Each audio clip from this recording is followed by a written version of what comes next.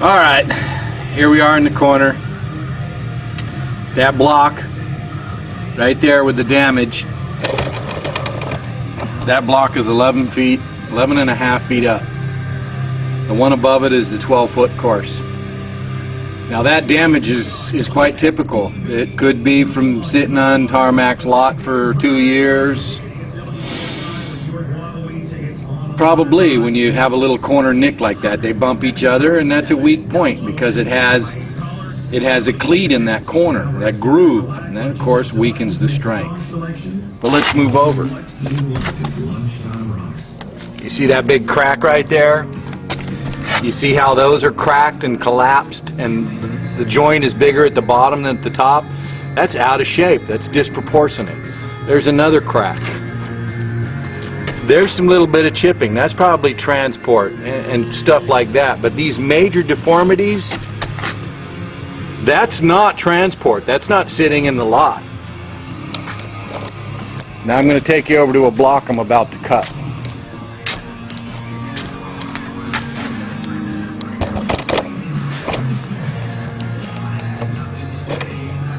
Very doubtful that that happened in transport. This concrete's actually very strong.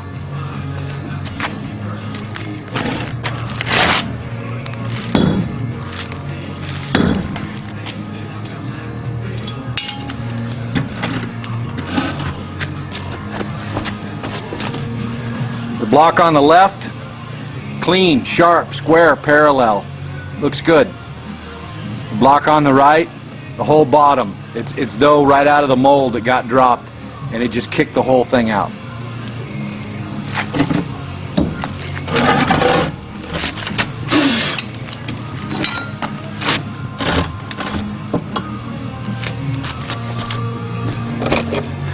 Now, hopefully this is a good reference.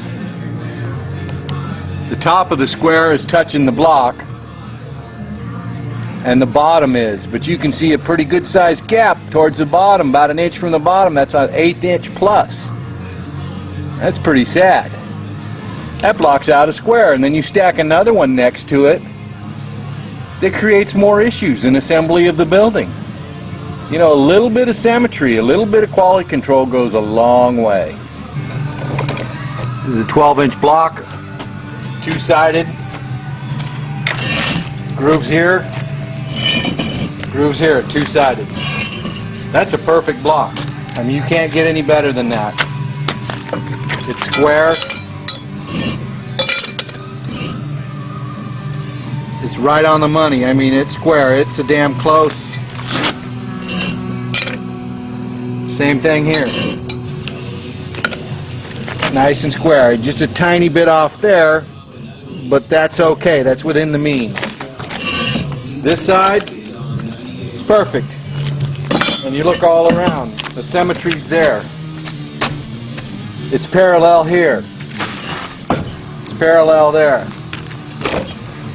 The ends are perfect. No breaks, no cracks. Same on this end.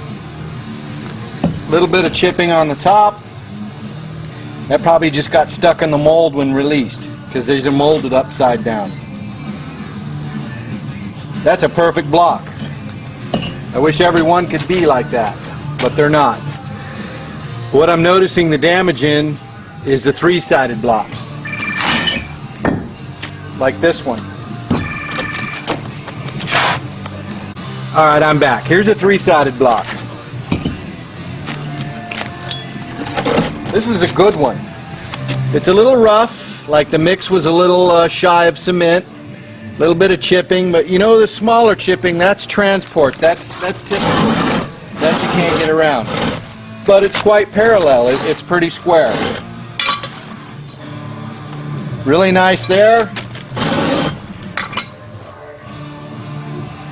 Just a tiny bit off there, but it's workable. It's manageable. But you see on the top, you see it's a three-sided block. And you can see it's kind of rough and porous. That's not the worst thing, but that creates weakness. It's missing some cement. And again, this is the bottom of the mold. These holes are tapered. And that's so that the mold will release it. So the block is molded upside down. Now this is the base of the block. It's beautiful. It's filled. It's not that porous. But as you get to the bottom of the mold, you get a little bit of porosity. Now this is a very good three-sided block. You notice none of the corners are broken off. It's in good shape. That's a damn nice block.